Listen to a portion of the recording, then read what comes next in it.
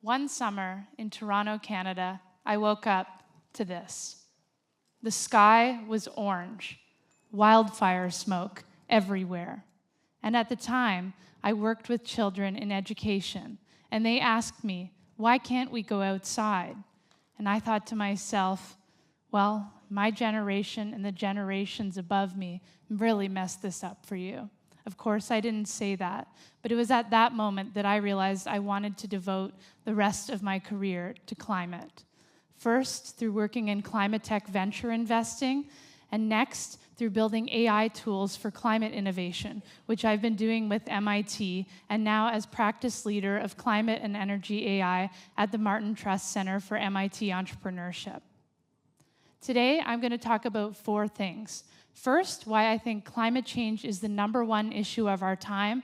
Second, why the electrical grid represents a major bottleneck in our journey to reduce emissions. Third, how AI could potentially help us alleviate that bottleneck. And finally, why this is an issue that's so important that we should all focus on working on it. Temperatures are rising. Some of you may be familiar with this, but I want to go over some of it so we all get on the same page.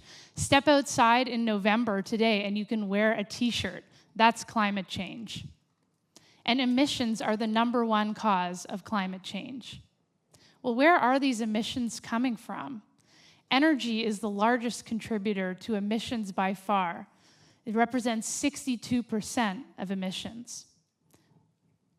And energy-related emissions come from fossil fuels, the burning of things like oil, coal, and natural gas, which is anything but natural. We as a society have made some good progress in implementing renewables like solar and wind, but it still only represents around 20% of our energy system. That needs to grow. I was just at COP29 this week, and it's clear to me that while individual countries have made excellent progress in reducing their emissions, we as a globe, unfortunately, have runaway emissions. It's a hockey stick curve of the worst kind. But we've transitioned before. We've transitioned from different fuel sources to other fuel sources, and I believe that we can do so again. How can we reduce emissions from energy? Well, there's a couple key ways. First, we can reduce our reliance on sources of fossil fuel for energy. And second, we can reduce the pollution intensity associated with those fossil fuels. What sort of technological innovation is needed? First, we need to improve our technology to be able to transition away from fossil fuels. We need to improve its performance. We need to improve its cost. We need to make it the clear, economically viable choice for businesses. We also need to capture carbon dioxide, reduce methane leaks, and mitigate pollution. And finally, we need to increase the efficiency of the energy system and redesign demand to match supply. We need to add more renewables like solar, wind, and so much more. And we also need to switch to electric. This means replacing our gas cars with electric cars, replacing our gas stovetops. But the electrical grid is a major bottleneck in getting there. And I think this is an issue that is being worked on to an extent, but it's not being discussed nearly enough. And I think it's a really important thing that we need to quickly resolve. Because energy demand is increasing. The demand for electricity and also for adding more renewables to the grid is increasing exponentially. And the grid is not set up to handle that. In fact, did you know that it takes 2 to 8 years to add a renewable to the grid?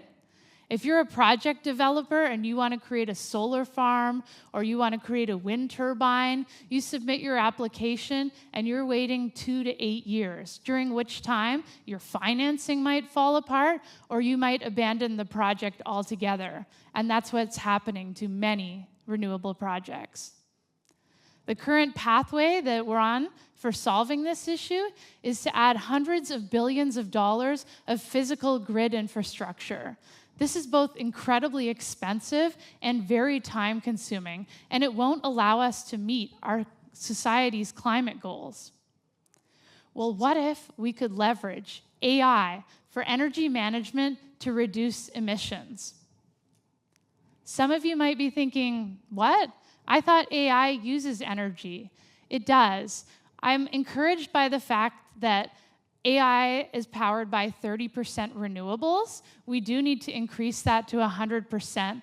But what if we could leverage AI to reduce emissions so much that the benefit of doing so outweighs the cost, and it allows us to reduce the emissions of AI further as well? Well, recent advances in AI offer a potential solution. Advances in neural networks, in liquid foundational models, as well as large language models like OpenAI's ChatGPT. AI and machine learning is great for complicated situations, and the grid is a very complicated situation. There's applications of AI and machine learning across the stack of the grid. It can really help with energy systems in a variety of different ways. This is work done by a researcher out of MIT, Priya Danti, and her colleagues. And one of the areas that I'm most excited about within this is the ability to better forecast demand and match it with better supply. Let me give an example. Let's say 10 consumers drive home and they plug in their electric vehicles all at once at 6 p.m. That creates what's called a peak load on the grid, where there's so much energy that needs to be used that the grid may not be able to handle it. And that's what we're building a huge amount of more physical infrastructure to be able to handle.